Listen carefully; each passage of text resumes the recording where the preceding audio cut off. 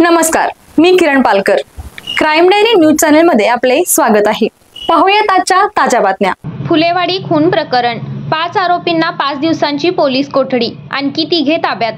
Kolhapur Phulewadi ring road परिसरातील गंगाई लॉनच्या पाठीमागे सराई गुंड महेश राजेंद्र राख वय वर्ष 23 राहणार अहिल्यानगर फुलेवाडी याचा तलवार व एडक्याने सपासप वार करून खून करण्यात आला होता.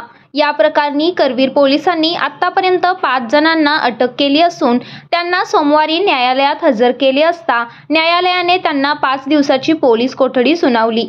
याशिवाय आणखी 3 पोलिसांनी ताब्यात घेतले असून मुख्य सूत्रधार आदित्य गवळी यासह इतरांना मंगळवारी न्यायालयात हजर केले जाणार आहे.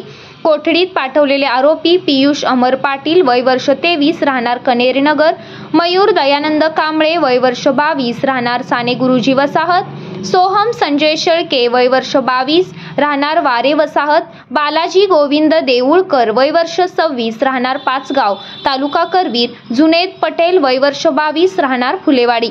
तर ताब्यात घेतलेल्यांमध्ये मुख्य सूत्रधार आदित्य शशिकांत गवळी वय वर्ष 25 राहणार फुलेवाडी, धीरज शर्मा वय वर्ष 23 राहणार रामानंद नगर, सुद्दाम कुंडले वय वर्ष 22 राहणार रिबीडी कॉलनी कोल्हापूर यांचा समावेश आहे. खून झालेला महेश राख हा सराईत गुन्हेगार असून गणेश उत्सवात त्याला तडीपार करण्यात आले होते.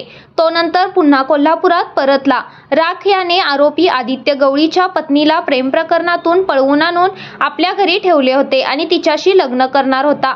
या कारणावरून आदित्य गवळी व त्याचा भाऊ सिद्धांत गवळी यांनी सूड उगवण्याचा कट रचून 12 सप्टेंबर रोजी मध्यरात्री राख याला वाद मिटवण्यासाठी बोलावून घेतले आणि त्याचा खून केला. या प्रकरणी करवीर पोलीस ठाण्यात 8 ते 10 जणांविरुद्ध गुन्हा दाखल असून आतापर्यंत 8 आरोपी पोलीस जाळ्यात अडकले आहेत. दरम्यान ताब्यात घेतलेल्यांपैकी एका पोलिसांना हिसडा मारून पसार होण्याचा प्रयत्न केला होता. यावेळी पोलिसांनी चांगलीच पाचावर धारण बसली होती. मात्र पोलिसांनी तत्परतेने शोध घेऊन तो आरोपी पुन्हा ताब्यात घेतल्याने सुटकेचा निश्वास सोडला.